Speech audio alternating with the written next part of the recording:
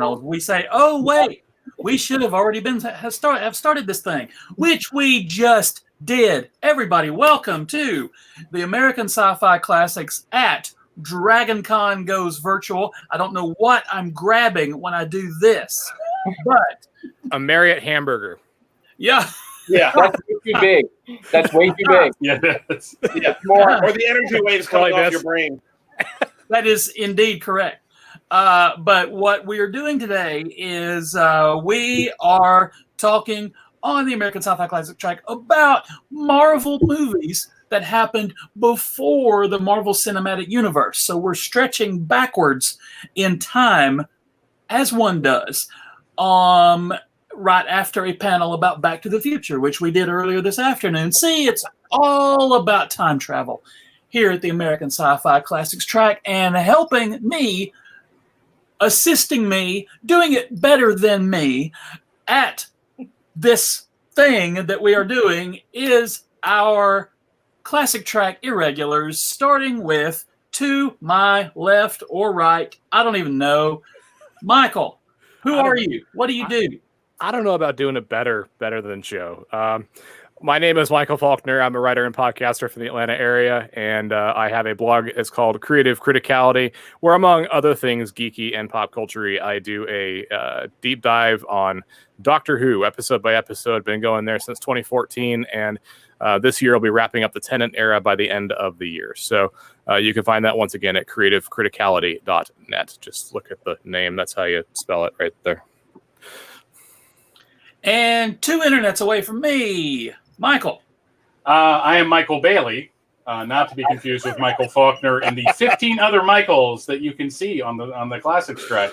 I am a podcaster also from the Atlanta area, the South Side, and I talk about comic books and comic book stuff and superheroes on various shows at the Fortress of Baileytude Podcasting Network, which isn't really a network; it's just a neat way of saying I have a bunch of shows, and this is where you can find it. So you can find that at fortressofbaileytude.com. And 1 internet down from Michael, geographically, I'm sure. I don't know things. Our co-director, Mr. Gary Mitchel. Hello, I am Gary Mitchel. As Joe said, I am co-director of the American Sci-Fi Classics track, which means I am his co-conspirator in all these shenanigans. And when they come after to put us against the wall, I will not be able to get away from him. Nope. And in the same room as Gary Mitchell, not even any internets away, Jessa, who are you and where are you from? Yeah, I'm Jessa Phillips. You can find me associated with anything good to be a geek.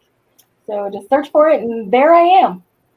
Otherwise, yeah, I'm usually with you guys on the Classics track or over at American Science Fiction and Fantasy Media, sometimes alt history, but do all things geeky and gaming. Excellent. And not leastly, but anyway, here's the other guy, Keith. I'm Keith DeCandido. I am not named Michael, I'm sorry. But at least we have an exacta of Michaels for this panel. Yeah. I have written an absurd amount of fiction, or an amount of absurd fiction. And I've also been writing about pop culture for a long time.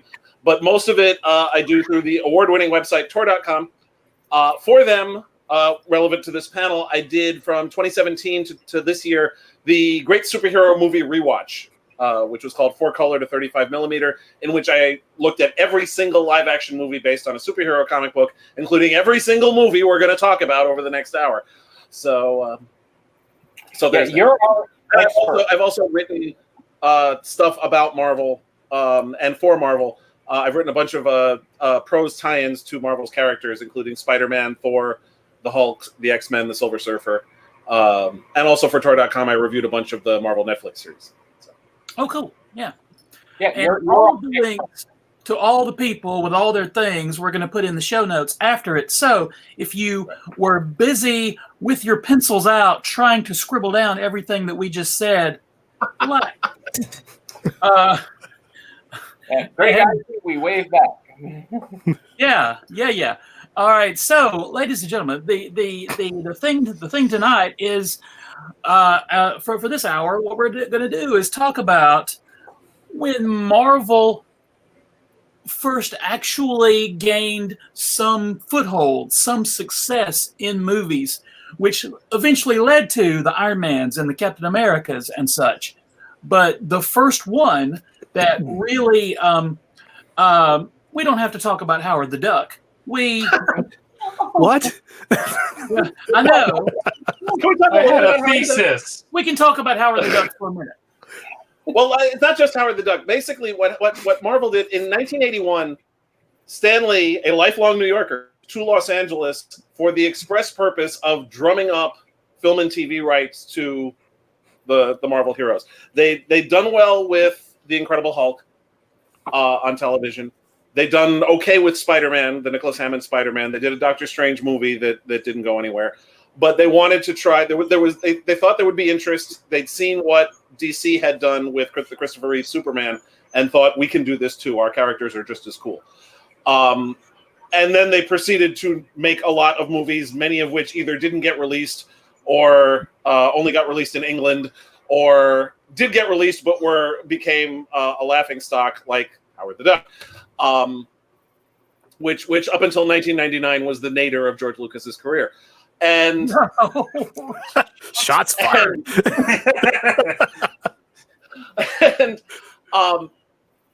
But finally, and a lot of different people had the rights, and there were so many of Marvel's characters either didn't get released or were stuck in development hell, or like the 1990 Captain America and the 1994 Fantastic Four and the 1984 5 Punisher movie, languished and barely got any kind of release at all. And then finally Blade happened.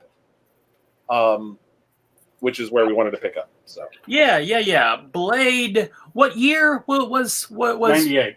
98. 98. Okay, so we were very. A lot of these things started happening. By the way, I should add, 1998 was the same year we also got the Fox TV movie Nick Fury, Agent of S.H.I.E.L.D. with David Hasselhoff. I will praise the name of Hasselhoff. Written by the same guy that wrote Blade. Ironically. Yes. Big year for David Goyer for that guy. Yes. David Goyer, super adaptations. writer of such other films as Kickboxer 2. So. Yes. and was part of the Christopher Nolan, Zack Snyder group of people doing Batman and Superman. Yeah, but Kickboxer 2, I think, was the high. No. Oh, yeah. But go ahead. Okay. I was going to say, I still remember going to the theater to see Blade because I knew the character because I'm a geek. And so, and I love the Tomb of Dracula comic books. And I thought, really? We're going to go with Blade? Okay. And that bloodbath opening sequence. Yeah. Ends. I'm watching it with my friend, and he's fine. And we get the final bit with the one human survivor sitting there covered in blood, and all the cops going, "What the hell happened?" And I just remember looking over at my friend and going, "The rest of this movie can suck." That was awesome. Well, the thing about Blade is Blade was literally a sleeper hit, which is ironic because he's the Daywalker. But because 97 is considered by many to be like the death of the comic book film from the hat trick of Batman and Robin, Spawn, and Steel. So Blade comes in, and I really think that most people who went to see Blade had no idea it was based on a comic. It was they didn't treated really market it that way. Yeah, it was treated as a horror martial arts film. Yeah. And it worked on that level. So you could see, like in the credits, created by or based on the characters by Marv Wolfman and Gene Colan. But really, that was sold on the strength of Wesley Snipes and the fact that it was released in September, I believe. It was like September or October. It was later in the year. So it wasn't a big tentpole movie, but it was such a surprise hit that I don't think anybody knew what to do after that outside of greenlighting a sequel. It's like this didn't launch a series of Marvel movies, but it did very well as a Marvel property. Hmm. It was released. It was released on August 21st of 1998, and a lot of it also not just as a horror action movie and as a Wesley Snipes vehicle, but also this was when Buffy the Vampire Slayer was at the height of its popularity. Yeah.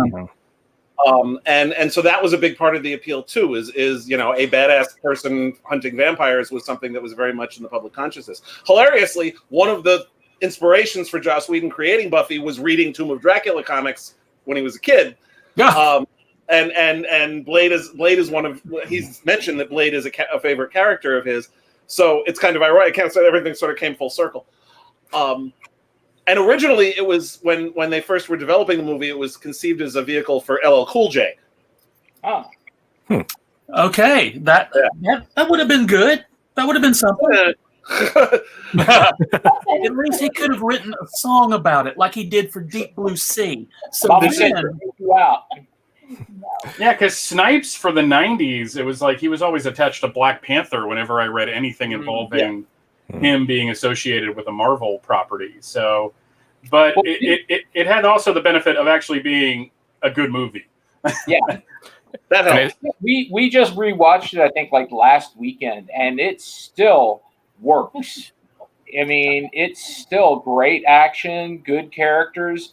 I love Dorothy, and as Deacon Frost. He's a great villain. We get Udo Kier slumming it. I was a bit surprised by it too. It's one of the films that I saw. I didn't see it in theaters. I saw it way down the road when it came to home video, and it was surprising that it was a Marvel Comics based film for me, because it is the first time in a comic book property that I've heard characters dropping the F-bomb left and right. It was bloody and violent and gory. And rewatching it for this panel, I've got it on. I'm doing some other stuff, and it's playing kind of on the side here.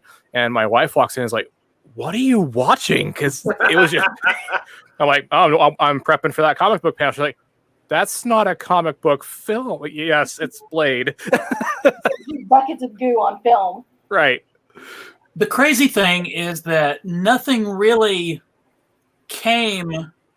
Well, this is true of all comic books and comic book movies, the interrelation of them. But Blade didn't become a comic book superstar after this. Yeah, well, Marvel tried. They did the Midnight Suns. They did all that. Yeah. For a bit. But yeah, they've never. But that's a whole other comic. That's a whole other thing. But they never really capitalized on it in the comics the way they should have. That was I withdraw my comment. That was we'll talk about that. But the Blade movie, I think a lot of it was the strength of Wesley Snipes and Kris Kristofferson basically playing themselves. Pretty much. Yeah. Kris Kristofferson's Whistler is just such a fantastic character. And we see like the moment when he's fueling Blade's car. It's one of the first times we've seen him, and he turns on the pump, gasoline flying everywhere, roughly sticks it in, and then lights up a smoke. Yeah. Like that's everything we need to know about Whistler. And to this day, I continue and always shall quote Whistler when anyone asks me how I feel. I'm always going to say, I'm going to let Keith back in. We were talking about Whistler, Keith. Whenever anyone asks me how I feel, I'm always going to say, like hammered shit. It was a smart film too, because there's a lot of things where you could ask the questions. Okay, well, they just did this. Why don't they do this all the time? The primary example that comes to mind is when they they try to save the woman by injecting her with this garlic compound, hoping they got the vampirism fast enough. And I'm like, okay, so why isn't Blade stocked with that stuff to go out in the field? So when somebody gets bit, he's got a second, just jab him and walk on. Well, it only has a 50% chance of working, and it obviously doesn't work in her case, and she's got to save herself with the power of science. And I'm like, okay, that makes sense to me. Thank you. Let's continue on. Yeah. Yeah, there's really, as much as I love the second one, the first one has this gritty level realism for a vampire movie. It's got this grounded grit that the second one doesn't have. The second one is more grandiose. It's Guillermo del Toro.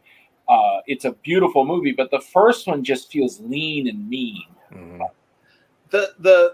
What I wanted to mention one thing before my internet exploded on me. relating to what Michael was saying and what Joe was saying about dropping F-bombs and stuff like that. It was really funny because everybody was going on when Deadpool came out about how, oh my God, it's an R-rated Marvel movie. And Black Panther came out and, hey, look, Marvel's finally got one of their African-American leads. And it's like, Blade did this 20 years ago, guys. And we're not talking some obscure movie that nobody remembers. It was an international hit that spawned 2 sequels. And one of them was good. Actually, I'm gonna argue with you about which one was good because I actually think Blade 2 is the least of the 3. Really? Okay. I'm gonna I'm gonna agree with Keith because I think the strength of the third one is Ryan Reynolds. Oh yeah, and his narration. That was his audition tape for Deadpool. Yeah. So it was the second one. Is not so much a Blade movie, but a Guillermo del Toro movie featuring Blade. So I think it's not bad. It has some of the worst CGI video game fighting I've ever seen in a film. Yeah. That scene where they're fighting in front of those lights is just people don't bend like that. And there's way too much of the Matrix influence on that of the bullet time and all that other crap that like every action movie suddenly had to do. Yeah. But the third one had, well, one, Goyer just started poaching people from the Christopher Guest movies.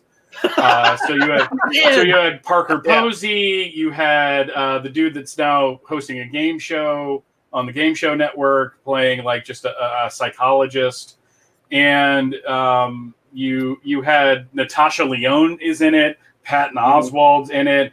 It's just got this really funky cast. Triple H is in it and doing actually a really good job. I love his character.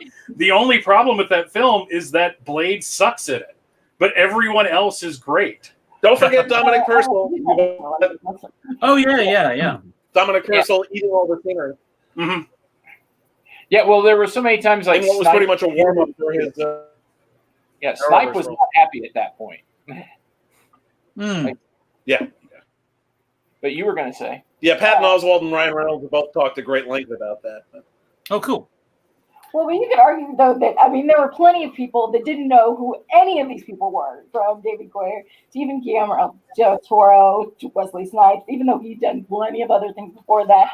But Parker Posey, Ryan Reynolds, these are all people that the majority of people going to movies at the time these movies were released had no idea who they were. Mm-hmm. These were people that, sure, us geeks on the outskirts knew and had seen other properties from, but really sort of introduced these characters. Even somebody like Triple H. That was before we were seeing a lot of true in movies. Yeah. My main beef with Blade 3 is, and I need to rewatch it again, is I didn't really like Dominic Purcell's Dracula. I thought he was very flat, and I did not care for him. Well, let's move on to. Okay. This is one of those things we could go the whole hour because Blade's cool. Let's go on to, I believe, the next thing chronologically, more or less. Did Spider-Man come out first? X-Men came out in July of 2000. Yeah. It had been in there have been X-Men movies in development since the 80s. Jerry Conway and Roy Thomas wrote a draft of a film that sounded very much like a comic book film made in the 80s.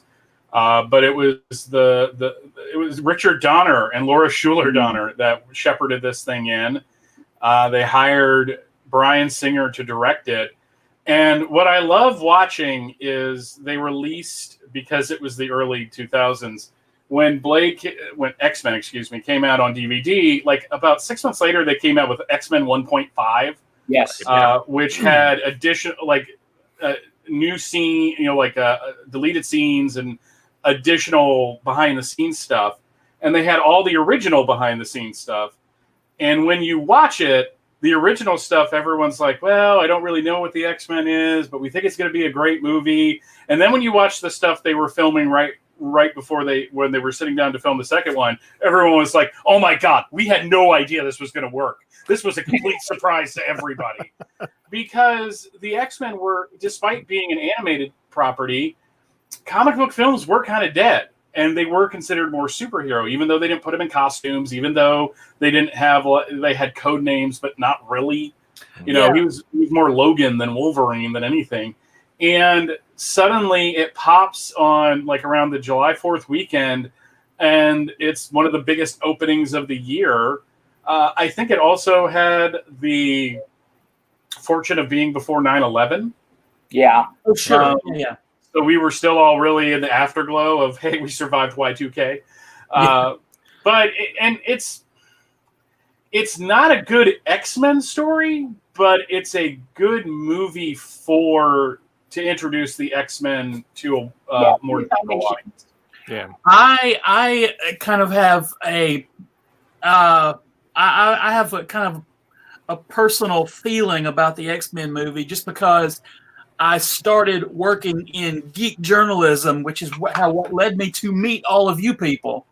Right as the X-Men movie was filming. So I started writing for what was then our website, meanchainivy.com, as the X-Men and the first Lord of the Rings were aborting. So I was doing daily news updates with casting and all these individual tidbits, like you do, like news things. And so I was there I felt like on the ground floor. And we made a big deal of it when the X-Men debuted, thinking, this might not be good. It's like the Dungeons and Dragons movie wasn't good, but we gave it our best shot. We promoted it like we were supposed to do because we're a nerdy website. But X-Men turned out to be really good. And oh my gosh, everything about the X-Men movie, in fact, I just rewatched it maybe a few days ago, and here is again. I had to switch to another computer. It was the only way it's going to work. Right. So we have to highlight Darren Bush's comment about every time Keith drops. Oh, yeah. There he goes. Ah. What's the next one, Joe? Thanks, Tony Ann. And there's that one. Sorry about that, guys. No, it's fine. Okay. I remember we're on to the first X-Men movie. Yeah, I remember that piece of crap. with friends and just being so happy that A, it was good, and B, that it wasn't just Wolverine and his friends, which was what I was afraid it was going to be. That it was, it was actually, they had to work as a team together to stop Magneto at the end. And the genius casting of Ian McKellen and Patrick Stewart. Oh, yeah. Mm-hmm. Which in and of itself is a risk. Yeah. The two of them lent that movie such gravitas that people took it more seriously. And it's telling. I love X-Men First Class, and the subsequent ones have been hit and miss. But if you look at the box office, the movies that have Stewart and McKellen in it do several orders of magnitude better than the ones that don't have Stewart and McKellen in it. Yep. Of all the McAvoy-Fassbender movies, the only one that was really a huge hit was Days of Future Past, which had Stewart and McKellen in it. It really made a difference. Those two really added so much gravitas to the roles. Yeah, and I want to know how good. I want to see Dougray Scott's audition for Wolverine. Please. Seriously, if Hugh Jackman is the second choice, how good was Dougray Scott's audition? And superhero-wise, he had to wait 20 years to play Batwoman's dad. Yeah. Congratulations. I always joke that Hugh Jackman owes his career to Stanley Kubrick being a perfectionist. Yeah. That's right. Mm-hmm. Yeah. Because for those who don't get it, Stanley Kubrick had to do reshoots on Eyes Wide Shut, which delayed filming of Mission Impossible 2, which Dougray Scott was in. And because that was delayed, he couldn't do X-Men. So they had to get Hugh Jackman. So Stanley Kubrick being a perfectionist son of a bitch led to Hugh Jackman's career as we know it. Nice. And you want to say, Justin? Oh, I was just going to say with characters with such grandiose powers, you needed Stewart and McKellen to play those parts. You need somebody to ground it and be like, okay, who else could do this without becoming like this super. They needed the two of those guys to sort of guide the ship. Yeah. Right. While everybody else was going around with their special effecty stuff, which they also had. Yeah. But there's also that underlying morality thing that's going to play throughout the X-Men universe. And so you either were going to get somebody that was totally just overboard, over the top, just villain, or you were going to get somebody who didn't really play the gravity of the situation. I really now in rewatching it just recently, it struck me that, and I didn't think about this at the time. I watched it with my kiddo who had not seen it before, and her first thought was, "Oh, so Magneto's the hero, right?" Yeah. The first 5 minutes of the movie is his heroic origin story, isn't it? Yeah. Well, there's a reason people like to say Magneto was right. I mean, he kind of got a point. Yeah, and he also was perfectly willing to sacrifice the life of a teenager because he was too much of a freaking coward to actually do it himself. And that's There's that too. I also think the one weakness of, well, the main weakness of the first one to me is that they have this like really grounded viewpoint of who the X-Men are. We're not going to put them in flashy, like I said before, we're not going to put them in flashy costumes. We're not going to call them by code names. But the evil plan is something out of like that would have been in like the X-Men pilot movie from the 80s. We're going to turn everybody into a mutant. Yeah. And it really, that and Wolverine getting smacked around so much are like the two things about that film that I think they improved upon in the second. Yeah. Even though it kind of ended almost the exact same way as the first one. Mm-hmm. But they managed to kind of hone in on what the audience reacted to well in the first one, which is why in the second one you would have probably the best scene in any of the X-Men films, and that's the mansion invasion. Yeah, where Wolverine finally gets to be Wolverine. What I especially like about the way Singer developed, because my biggest problem with the first movie is the fight choreography is abysmal. Oh God, absolutely abysmal. And he recognized that and upped his game. X-Men 2 has some phenomenal fight scenes. The mansion invasion being the most obvious, and he upped it again when he did Superman Returns. The plane rescue is probably one of the best super heroic rescue scenes committed to film. And it's hard to believe the same guy who did that incredibly inept train station scene in X-Men also directed those.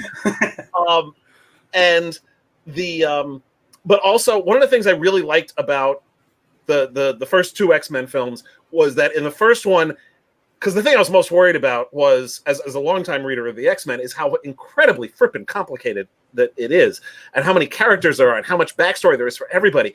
And Singer and his screenwriters did such a good job of boiling it down to the basics. He kept it very simple. This cast was small. There were only really 3 X-Men, plus the 2 who showed up for this one. He really whittled it down to the basics of the Xavier versus Magneto conflict. And keeping the number of characters small, using Wolverine and Rogue's new arrival as a vehicle for exposition. Yeah. And not overcomplicating it. And little things. There are so many moments in those first 2 films that just so perfectly nail it. Like when Rogue asks, "Does it hurt when that happens?" And he says, "Every time." Every time. Everything you need to know in that one line. Rogue longingly looking at the mother holding her daughter. In the second movie, Pyro looking at all the happy pictures of the Drake family on the wall, which is nothing like his own family. All the little things like that, just perfectly, drop the blade. I can't. Yeah. Or Bobby's mother going, "Have you ever tried not being a mutant?" I mean, it's just like one of those things. Like, it's obvious that Singer was going for his own personal thing, because the great thing about the X-Men in the comics is you can project whatever group you want to project on it. You can make it about race, you can make it about sex, and Singer leaned into it being more of a gay allegory, which fits perfectly. Yep. And that's one of those questions that people ask because they just don't understand. Yeah. And the second one also had Brian Cox as an actual villain. You can argue with Magneto and between Magneto and Xavier about who's right and who's wrong, but Stryker, who looks more like Mike Pence in the comics, he does. Yes, fair. But he is the bad guy. He is the one everybody can hate, and I think it also allowed what happened a lot in the comics is the good guys and the bad guys teaming up against the worst guy. Right. Yeah. I was on the one hand, I was disappointed that we didn't get a more straight adaptation of God Loves Man Kills, which remains probably the best X-Men story ever told. Having said that, the climax of the comic book was an improvised debate between Cyclops and Reverend Stryker, because Stryker was a televangelist in the graphic novel, not a military commander. And I don't see how well that would necessarily play out in a big tentpole summer action blockbuster film. Yeah. Yeah, but and both movies are full of great performances beyond. Oh, yeah. I mean, just James Marsden deserves all kinds of recognition for his Cyclops. Cyclops was not a character that I liked in the comics ever, and they like Keith said, they boiled it down to Wolverine going, "You're a dick," and I thought, now I get Cyclops. And it totally worked from that. And the whole don't mess with my girl sequence was brilliant. Yeah. It's just that him turning at the end and just dropping that line was just. Well, I love James Marsden. Doesn't get nearly enough credit for what he did. I agree with Joe and Gary. That was he deserved better than he got in those movies, because he's not as famous as the other people, so he didn't. And he's not Wolverine, so he didn't get to be as much cool stuff. What the best thing X-Men did, and of course special effects and the computers and all that stuff, that plays into it. But the line that everyone used throughout all of our childhoods about superhero movies is, well, you can't have more than one person with superpowers. That's too expensive. And X-Men said, okay, here's 14 people. The absolute worst thing about the first movie, though, was the marketing of it. It had a line, trust a few, fear the rest. By the way, mutants aren't a bad thing, but only trust a few and be scared of the rest of them. Yeah. And I understand where they were coming from that, but I did the stupid thing with the DVD and watched like all of the TV spots. So I heard that over and over and over again. This is like the worst conditioning experiment on the face of the planet. I'm like, this is terrible advertising. But it really was the first superhero movie, literally of the 21st century, but also it was the first one that Hollywood woke up to and said, okay, we're going to greenlight this for a sequel, but maybe we can make this work. And it was the next really big franchise that proved, we can actually have costumes in it too. Yeah. I was going to say that my only complaint about the first two movies is that it did lock in the whole, well, we can't put them in anything that looks like a costume. We have to put everybody in black leather. That didn't bother me so much, because it's not like the X-Men don't really have iconic costumes the way Superman and Batman and Spider-Man. Yeah, but if they had done that with it's like, well, we can't put them in a costume. And even the fact that they don't use that they hardly ever use their code names. They hardly ever use their code names in the comics. Yeah, it's the. Sorry, somebody's setting off fireworks in my neighborhood. It was okay with the X-Men, because they change their costumes all the time anyway, and their original costumes are incredibly boring. So it doesn't have the same iconic look that a lot of the other heroes' costumes do. So that didn't bother me as much with them specifically. And I honestly think that Wolverine's mask would be really tough to do live action and make it look convincing throughout the entire film. That was my greatest fear with this film. Need the mask is Cyclops, because he needs it for Yeah. One thing I wish they had played up more, because my favorite aspect of Cyclops is that he can't turn his powers off. Mm-hmm. Right. I love that. Cyclops and the Thing are two of my favorite Marvel superheroes, because they can't stop what they like. The powers don't shut off. The Thing is always a big rocky guy. It's not something he transforms into when he needs to beat somebody up.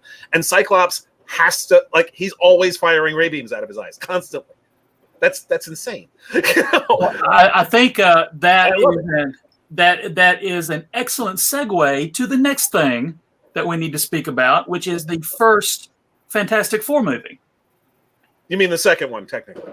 Yeah. Yes. The first one to be theatrically released. Right. The first one that we didn't have to get off of a bootleg tape table at Dragon Con. I remember. I'm not saying we did it.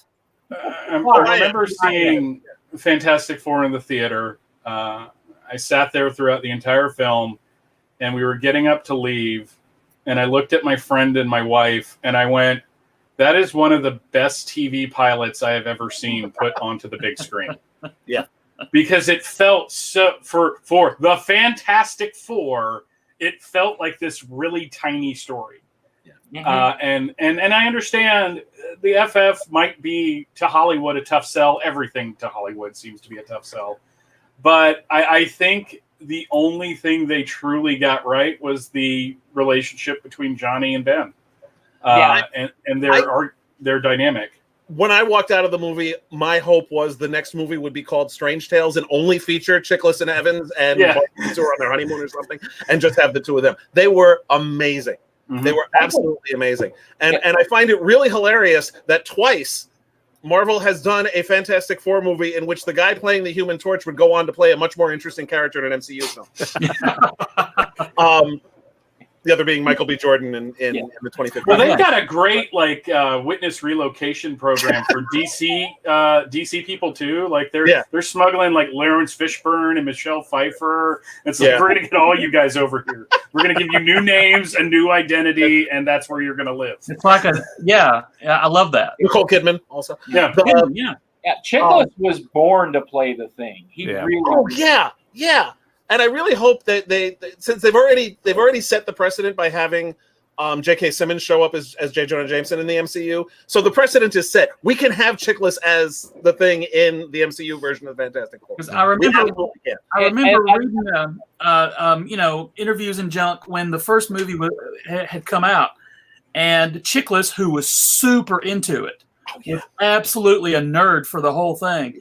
He said, I told Ian, Griffith. Griffith. I told him, when we met, I said, I told him, I hope you enjoy being married to me for the next 20 years. And now I look back and go, well, I feel sad because that didn't happen. Yeah. But that guy looked like, he looked like Reed. I thought that was nice. In part, because I noticed that the gray kind of fades in and out between takes, a little bit between scenes. But he was much more Reed in Rise of the Silver Surfer. In the first movie, he was too befuddled and too out of it, and just didn't convince me that was Reed Richards. In Rise of the Silver Surfer, that was Reed Richards. Yeah, especially the scene where he stands up to Andre Braugher's character. Yes, it's just like that. I'm like, that is not only Reed Richards. That's like John Byrne Reed Richards. Yes, like just standing up and proving that he's the man. The thing about it is the only truly bad thing about the film is Doctor Doom and how they treat that character. Yes, the FF themselves are like up and down, but I still liked them as people and as characters, and I think the actors did well. They just took Doctor Doom and like it's really sad when we can always go, the only good Doctor Doom we've ever gotten in live action was the Corman Doctor Doom, because at least he looked like Doctor Doom. Well, he looked like a kid wearing a Doctor Doom Halloween costume, but Doom is Marvel's greatest villain, and he's not yet to get what he deserves. Yeah, I mean, Julian McMahon did a great job playing an iconic supervillain. The problem is he was playing Lex Luthor, and he was cast to play Victor Von Doom. That was, I mean, honestly, that really was the best Lex Luthor we've ever had. True. Well, on movies, not TV. Yeah, the TV. In movies, it's like I love Hackman, but. Yeah. Man, we're not going to go into the other two. Different panel.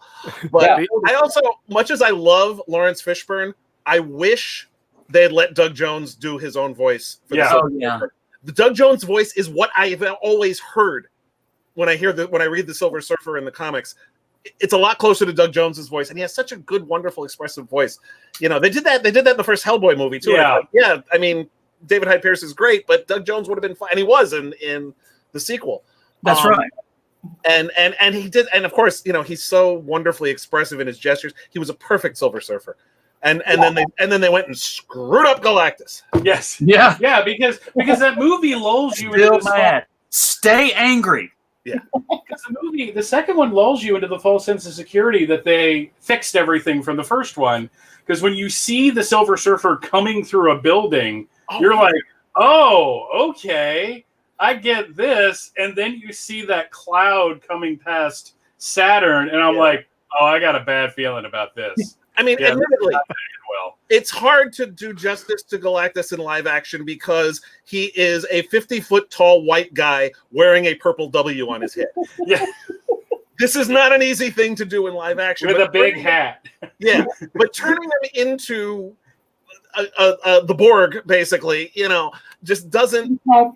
The Borg without the personality, That's the other thing is Galactus needed to have a personality as opposed to being they just turned him into a force of nature, like a supernova or something. Yeah, and I don't know how the Surfer stopped him. It's what the Marvel Studios films, I think, latched onto. Is what most of these films had as their weaknesses is they weren't willing to fully commit to what they were doing. They weren't willing to figure out a way to make it work. They just assumed that the audience wouldn't like it, or they just were like, it's too complicated, I'm not going to do it. I mean, when you look at what Spider-Man films didn't do, which is why they worked. Yeah, I mean, Green Goblin costume to the side, everything about that first Spider-Man film, outside of maybe some more quips from Spider-Man, felt like a Spider-Man comic. The second one is probably one of the greatest comic book films ever brought to life, with a compelling villain and they stuck the landing on the ending. But the FF was the Hulk, these Daredevil, these were films where the people behind the scenes were like, I don't know if we want to do it all the way. And because you don't do it all the way, the audience, I think, innately senses that they shouldn't be accepting what they're seeing on the screen, and it just kills the entire project.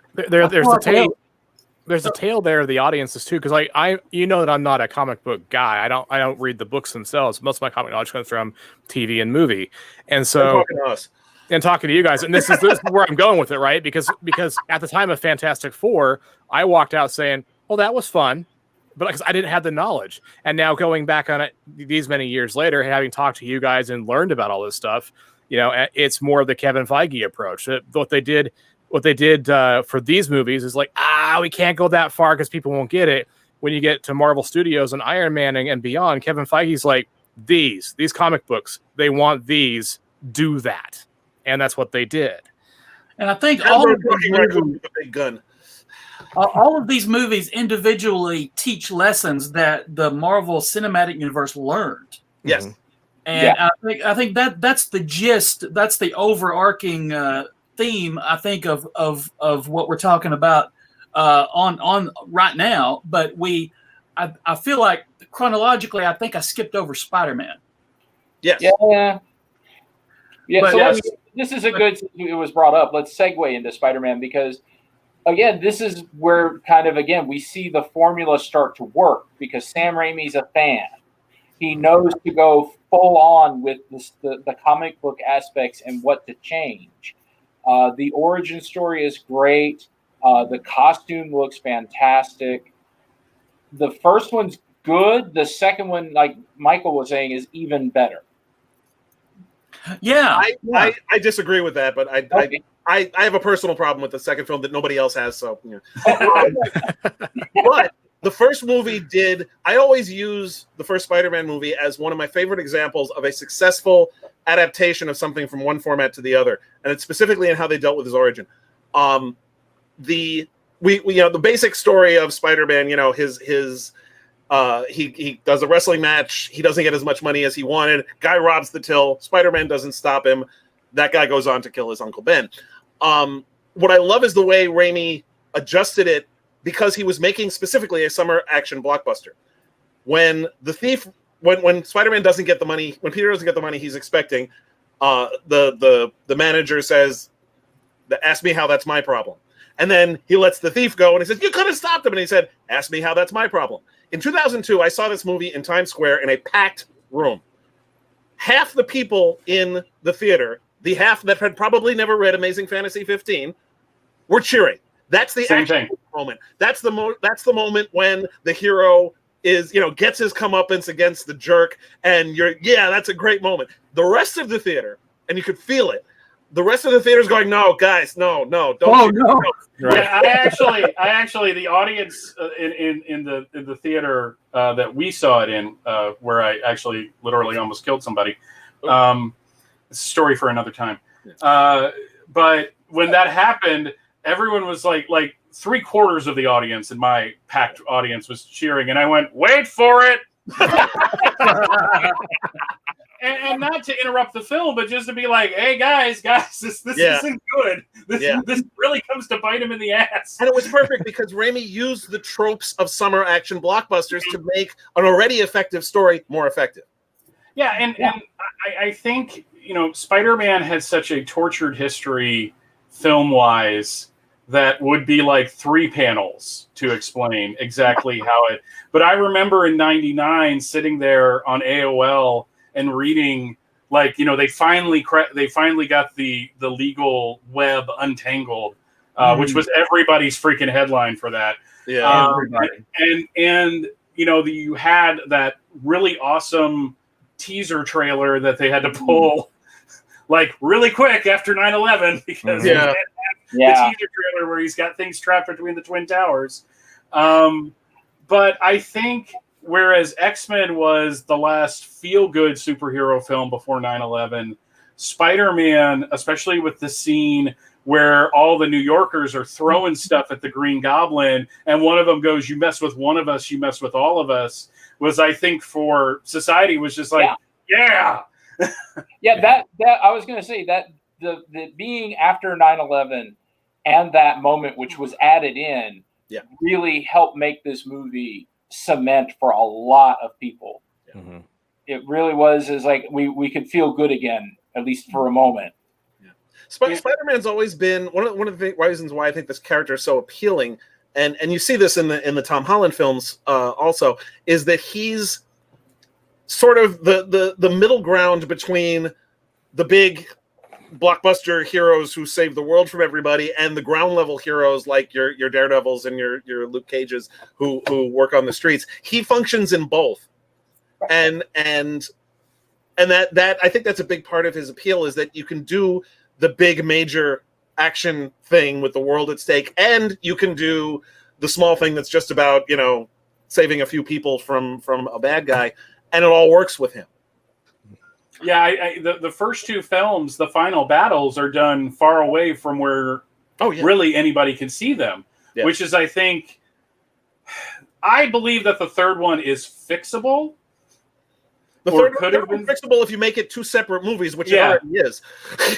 Yeah. But it's not like Superman Returns, which is just structurally like the foundation of that is just so bad that you're not going to be able to fix that. But the third one, when I heard that Topher Grace was cast as Eddie Brock, I'm like, my before reading anything else, my first thought was, oh, he's going to be the asshole Peter Parker. I get it. That's an interesting way to bring that character in, which is pretty much what is anyway. So which I will also agree with. One of the problems with the film is don't cast somebody as Venom that would make a better Peter Parker than your lead. To a certain extent, nothing against Tobey Maguire, but he and Dunst were checked out completely by the third one. Meanwhile, James Franco's just like, "I'm here, everybody. This is my movie." One of the problems with the third movie is that there's 2 different approaches you can take. There's 2 different results that can come when you're trying to use, because all these characters have 5 decades of history, or unless you're Captain America, in which case you have 7, and the successful ones are the ones that distill all that history into a single story, which is what the first X-Men movie did. The first Iron Man film did a great job of that also. The unsuccessful ones are the ones that compress 5 decades of history into a single movie, which is what Spider-Man 3 did. I mean, you've got the entire history of the Harry Osborn character in the comics from about 1968 until about 2000 in one story. Yeah. You know, the amnesia, the drug addiction, the regaining his powers, the taking over his father's mantle, the sacrifice to save everybody, all of that, you know, is all smooshed into this one movie. Plus, you've got Venom, who's got the single most complicated backstory of any villain in Marvel's pantheon, which you can't readjust. You have to like completely redo it from scratch when you're starting over, because the original comic book version depends on 3 other storylines that he retconned into. Yeah. And it doesn't help when your director actually doesn't like the character. Right. He didn't want to. He flat out said, "I don't want to put him in this movie." And that was Avi Arad in the producer role, going, you know, well, I was the guy on those, you know, I was in Toy Biz, and Venom was a popular character, so we're just going to adapt. They didn't adapt the comics; they adapted the animated series for. Well, that was a more origin. interesting backstory for Venom, anyway. Yeah. But and Sandman's just like, you know, I'm just upset about my daughter, and it's just like, you know, you got like Thomas Hayden Church, who was really physically good for the character, but you could tell that was the villain that Raimi wanted to focus on. Yeah. And where you see Sam Raimi die creatively in this movie, and I'm not saying that he didn't do anything good after that, but I think having to direct the scene where Venom and Sandman are talking probably broke him in ways that he's still getting over. Because it doesn't make any sense for them to team up at all. Yeah, because it was originally supposed to be Vulture, if I'm not mistaken. It was supposed to be Vulture and Sandman. Yeah. But that scene, the birth of this, the creation of Sandman, is still a fantastic scene. Yeah. Mm-hmm. Yeah, like individually, but like Keith said, both of those movies would have, or well, actually, we've got 3 movies now when you really think about it, because you've got Sandman, Harry, and Venom. Yeah. But you compress that all, and it's funny that the movie that came out 2 years after the first one felt less rushed than the one that came out 3 years after the second one. Usually it's the other way around. It's the Batman and Robin effect, where you rush that next film out and it's not quite baked yet. They haven't gone over another draft of the script. They're not really, and they're just like, we just got to get this, you know, hot and fresh from the kitchen, basically. But it has the same problem that Batman and Robin and Batman Forever and to an extent Batman Returns and X-Men The Last Stand all had, is that there's just too much stuff. Mm-hmm. Yeah. You know, it's trying to do, you know, 3 or 4 different movies all at once. And it doesn't work. There's not enough room for any of the stories to breathe. You forget, like, Sandman disappears for a good 20 minutes of the movie, and you honestly forget he was ever in it. Yeah. And it's like, oh, right, that guy. You know, and too much meddling from a production team. Yeah. Yeah. Both Last Stand and Spider-Man 3. And Gwen Stacy is in it somehow. Played by Bryce Dallas Howard, who's So, well, since they already cast a blonde to play Mary Jane, it makes sense to cast a redhead to play Gwen Stacy. Why not? Yeah. I will also argue that both Spider-Man 1 and 2 had better shirt rips than Superman Returns did. And that really distresses me as a Superman fan, that Spider-Man did a better job of it than they did. No, it's just, when you look at like what works and what doesn't, it's kind of funny that between X2 and Spider-Man 2, or between Spider-Man 1 and Spider-Man 2, you had X2, which was fantastic. Right. You had Daredevil, which suffers from the problem Keith was just talking about, is that you're compressing this massive storyline that was in the comics that boiled down to, I'm going to go beat you up because you killed my girlfriend. And you have the incredible 5 minutes ago. Yeah. And you have Hulk, Ang Lee's Hulk, which is what happens when someone says, I'm actually literally going to bring a comic book to the screen, and nothing about it works. You know, I remember seeing it with a couple friends, one of which had never read comics, and she said, "Oh, I love how it looked like a comic." And I'm like, "But it's a movie. It's not a comic." That wasn't my problem with that movie. My problem with that movie is that it was a movie about Bruce Banner's father, and it should have been about Bruce Banner. Yeah. And it's one of those. It's Same one problem of those Man of things Steel where- had, actually. And the other problem is that the creative people behind it thought that they were smarter than the material. When you go see a Hulk movie, you're going to go see it to see the Hulk tear things up. It's what you're there for. Right. You know, you can add a psychological backdrop to it just to make it a more interesting film. But end of the day, Hulk smash. And his origin is like he just got overexposed to radiation. Well, no, his father experimented on him, and then there were these nanites. And I mean, it just over eggs the pudding to the point where I don't care. And then it's just like, well, if he's got cellular, he just keep growing and growing and growing, which is also a terrible idea. Yeah. And then you have an ending, which is basically a fight in clouds. And that is correct. And the movie was already had its climax. When Betty talks him down on Lombard Street in San Francisco, that's the emotional climax of the movie. And they tack on a whole other fight scene at the end of it, which is completely unnecessary. There's a lot that we don't have time to talk about, but I want to spend the next hour of this panel talking only about Elektra. Oh God! Can we not? Gargano will be so excited. There's only one movie that's We never watched it. I avoided it. Oh, Gary. I had to watch it for the rewatch, and it's an amazing waste of a lot of good actors. Why did I not assign it to you for review, Gary, on Revolution SF? Yeah. Back in time and assign it to you for that reason. But I've woo, buddy. God. you want a better cure for insomnia than Hulk? Watch Elektra. It's not so much it made me sleepy as it makes you sleepy. It makes Elektra's so cool in to an extent in the comics, and in the movie she was not. And there were ninjas who magically would disappear, and there was a little girl with a magic necklace, and that was the end of the movie. That was how the movie played out. Yeah, the only good thing about Elektra is it looks better when compared to Catwoman. It's just like at least Catwoman exists. You know, really, you don't think? You think Catwoman's better than Elektra, or are they just both pieces of crap, Keith? You're mute. Here you go. Yeah, my cat stepped on the mouse. Sorry. Defense Catwoman.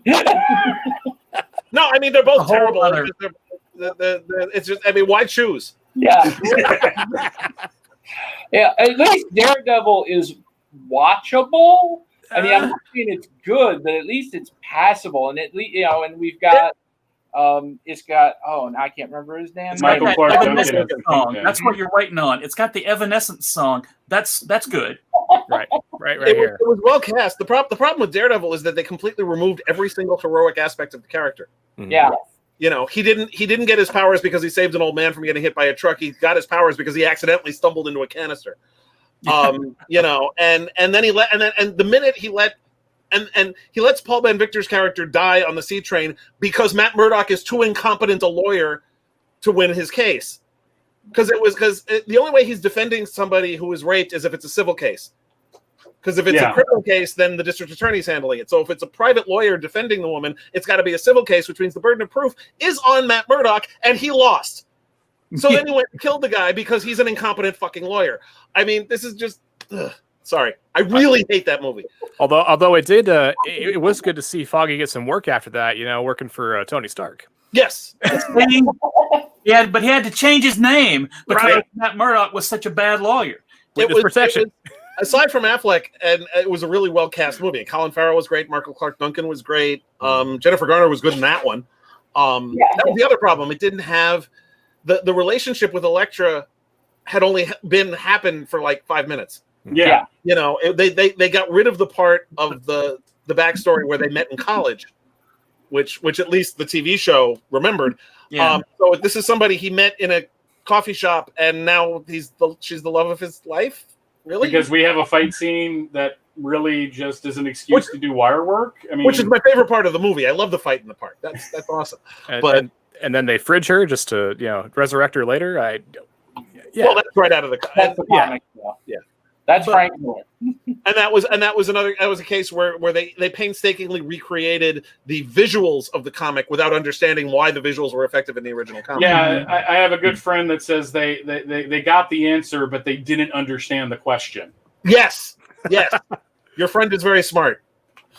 I like that. Well, I think we may have to stop. Well, we don't have to stop. Me and Gary are in charge of this whole track. We could keep going. But we actually have. We're going to do another panel here in a few minutes. So thank you guys very, very much.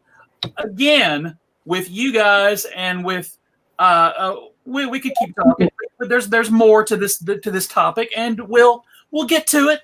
Eventually, we'll do my all-Electra panel at some point.